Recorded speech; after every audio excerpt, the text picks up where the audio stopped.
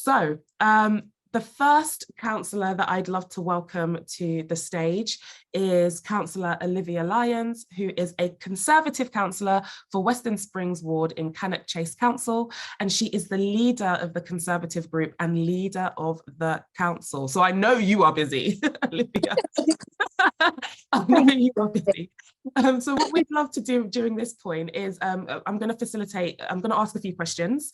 So these are set questions that we'd love to hear your thoughts on. And then we are going to open the floor to the wonderful women in the space today to ask you questions too. So please do come to the chat and ask any questions that you would like an answer to. Thank you so much again, Olivia, for coming into the space and speaking with us today. My absolute pleasure. I think sessions like this are absolutely vital, and thank you for inviting me. Fabulous. Well, let's just get stuck in. You're so welcome. I'm really so excited to hear about the amazing things that you're doing. So I think the first question we'd love to ask is, what were you doing before you were an elected councillor? Okay, so I was elected back in 2018, so only 4 years ago. So I haven't been doing it for an awful long time. I do work full time. I still work full time. I'm a solicitor by trade. I specialise in elderly client and quarter protection. I'm also, you mentioned about the different tiers of local government and how they can be very confusing. I actually sit in an area where you have 2 tiers. So we have district council, we have town council, district council and county council. And if you'd have asked me that question 5 years ago, I would have had no idea. So it can be incredibly confusing. So I actually sit as a town councillor and a district councillor.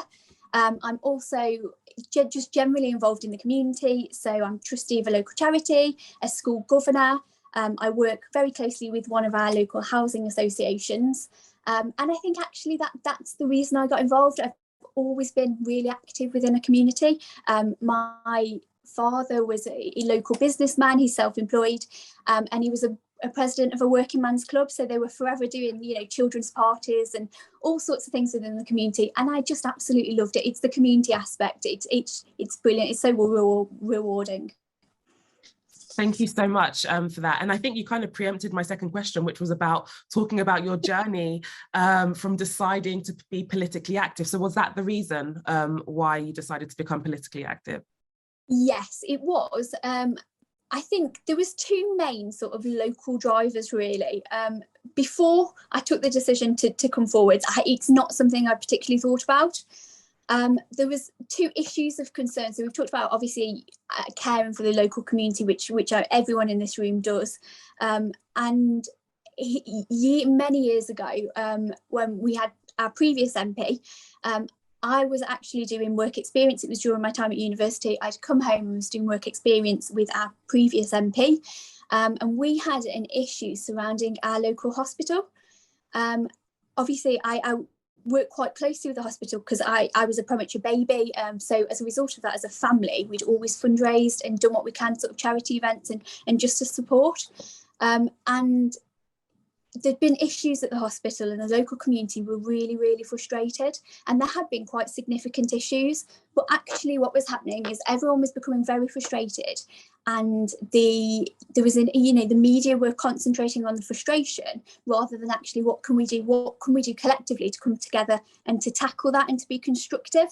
And because there have been a number of issues, it was unfair on the NHS staff, and it was really quite a horrible situation. So one of my main drivers way back then was to try and assist with that local issue. And as a result of that, when I came back from university on one of my breaks, I actually volunteered with the local MP at the time. And it was that sort of initially got me involved. I then went away to study. I studied at Leeds University, so I went away to study for quite a while. And even during that period, although I wasn't politically active, I was part of the Raise and Give Society. So again, raising money for charity, getting involved in good causes. But then fast forward a little bit, when I came back from university, obviously secured I'm very much a home bird, wanted to come back to my local area. So came back, and there was a second issue that really sort of spurred me on more than anything else. Is we have a power station in our local area, and in 2015 it had been announced that it was being decommissioned, And I was really interested on what was going to happen to that site. So it's in an enormous site. It actually spans 2 constituencies. So it goes across one of our boundaries. And a lot of the people that I had grown up with, gone to school with, studied with, actually, they were commuting out of the area into roles. So I was interested in what could we do to that site to almost sort of make sure that we've got industry there, apprenticeships and jobs for people that are grown up in the area, houses for people that are grown up in the area. So that was announced in 2015, and that sort of really spurred me on. And then, as I say, I stood on that basis and was elected in 2018. How did I actually get involved? I didn't have a clue where to go initially, didn't know who to contact, who to speak to. So I again approached the local MP because that was in the public domain. It was somebody that I'd obviously volunteered for the previous one, so I thought I'll approach them. And from there, just began to get involved in local campaigns. Went through the selection process to become a councillor.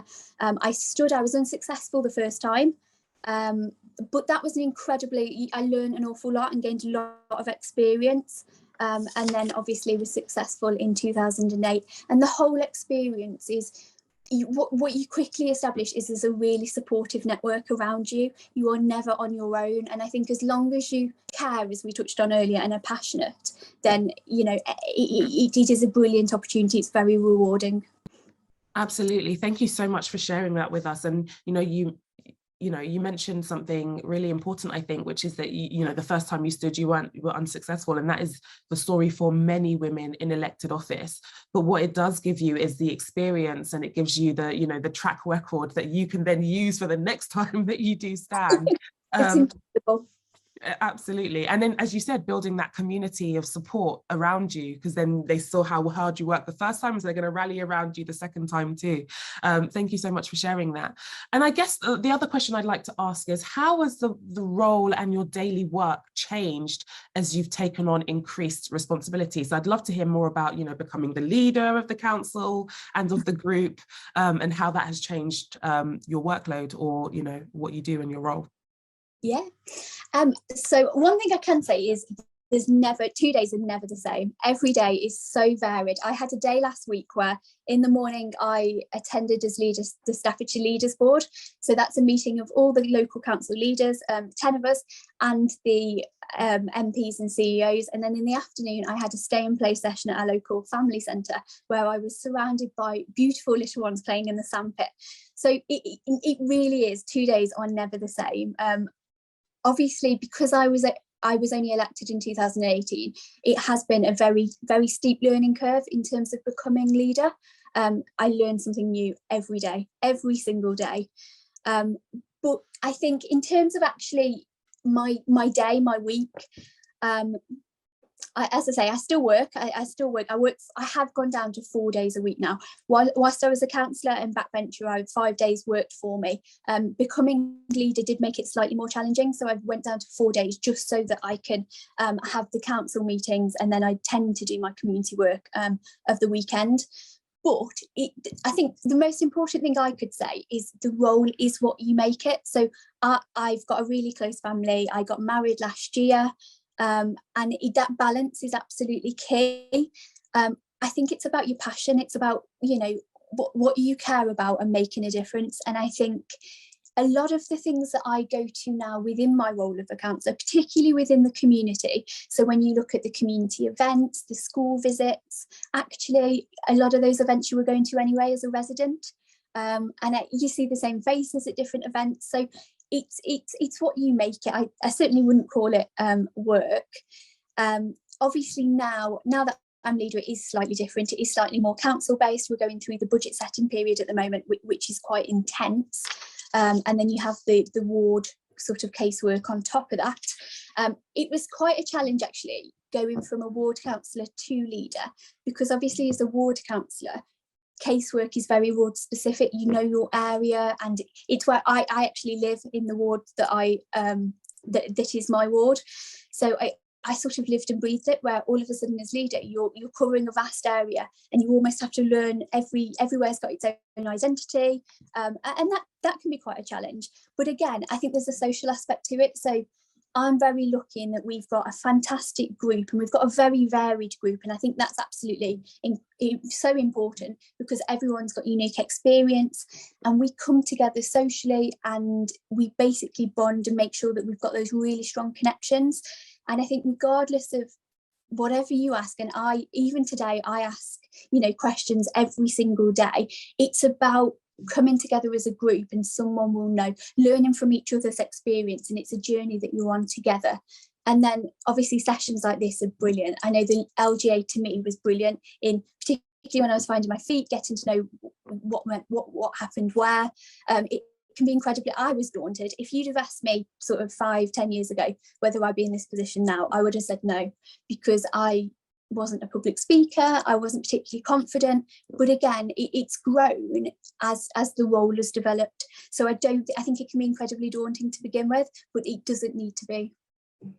Absolutely, thank you. And I think, again, you've highlighted so many really important points, and on that point of, like, when you do come into council, I know certainly from my own experience, you do feel like, how am I even going to get to grips with all of the different areas, like housing, children's services and education, places? What does places even mean? What's a general purpose, like, audit committee? Like, what are these things? But you, like, even with your own council, who tends to arrange training around those particular areas to help new councillors and older councillors who are, you know, need refreshing or reminding what each portfolio actually is and how to deal with it and things like that. And I'm guessing that's also been your experience at your council. Yeah, absolutely. I think we have lots of different sessions. And I think as well, you've always got, as well as your fellow councillors, your team of officers at the council are incredible. They're there to help, and they want to help. So I think it is just reaching out quite regularly. Even now, I will go and ask questions, you know, and they are there to help. So you do have a real supportive network around you. Absolutely. Thank you so much. If we could have a brilliant round of applause or virtual applause for Olivia. Thank you so much for answering your questions.